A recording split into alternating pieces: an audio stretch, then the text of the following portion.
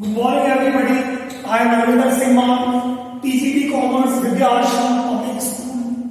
Chapter number 12, Balance of Payment, Class 12 Commerce. Now today, the topic is capital account. In the last lecture, we did the current account. Now today is capital account, which is more scores, more importance as concern of balance of payment. अब capital account क्या है?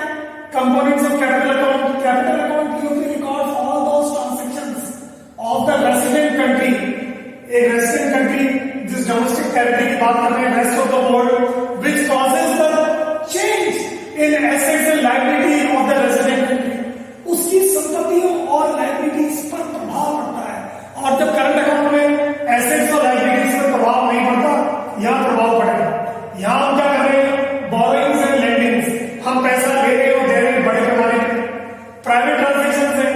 अब private transactions में जो private concerns हैं, जो private sector है, जो नॉन गवर्नमेंट सेक्टर है, वो पैसा ले रहा है और दे रहा है फॉरेन में. तो receives the short term and long term foreign loans. तो ये प्राइवेट ट्रांजैक्शंस हो गया. और ऑफिशियल ट्रांजैक्शंस का मतलब ये है कि गवर्नमेंट, रेसिडेंट गवर्नमेंट खुद लोन ले रही है, बड़े पैमाने पर लोन ले रही है, फॉरेन से लोन ले रही है.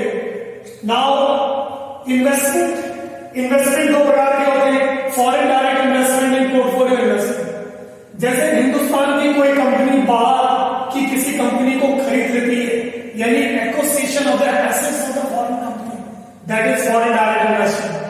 लेकिन अगर हिंदुस्तान की कोई कंपनी अगर बाहर के मुल्कों की किसी कंपनी के शेयर खरीदती है, तो वो पोर्टफोलियो इन्वेस्टमेंट है. उसके ऊपर हमारा पूरा कंट्रोल नहीं होता, लेकिन फॉरेन डायरेक्ट इन्वेस्टमेंट में हमारा पूरा कंट्रोल होता है. Now change in foreign exchange reserves. हम जो रेसिडेंट कंट्री होती है उसका एपेक्स बैंक होता है, वो लोग रिजर्व मेंटेन करते हैं, फॉरेन एक्सचेंज रिजर्व मेंटेन करते हैं. उसमें बढ़ोतरी भी होती है, घटोतरी भी होती है. जब हमारे पास पैसा फॉरेन से आता है, there is a inflow of foreign exchange, तो रिजर्व बढ़ जाता है. And there is a outflow of foreign exchange, तो रिजर्व घट जाता है. तो इस तरह से ये होता है. अब यहां पे भी लिखा हुआ है कि it implies the negative item and enter from the debit side of the BOP. That means there is a outflow of foreign exchange, so there is a negative foreign exchange reserve. तो reserve जो होगा वो कम हो जाएगा और अगर inflow of foreign exchange है वो बढ़ेगा. Now how we will do the balance of the capital.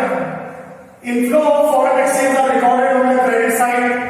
अगर देश के बाहर से पैसा आ रहा है किसी भी तरीके से, तो वो क्रेडिट साइड में आएगा. जा रहा है तो डेबिट साइड में आएगा. इन दोनों